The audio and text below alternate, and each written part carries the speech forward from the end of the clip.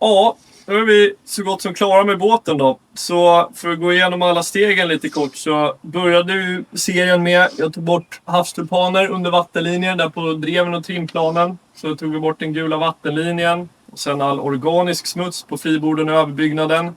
Sen var det lite mögelprickar kvar, framförallt på halkskyddet då.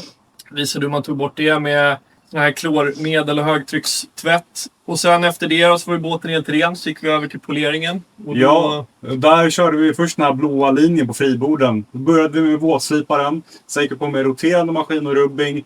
En polish poselerande maskin med en skumtrissa. Och sen så körde vi den vita delen av fribordet och överbyggnaden med rubbing och sen ett vax. Ja, så nu är det bara njuta av resultatet.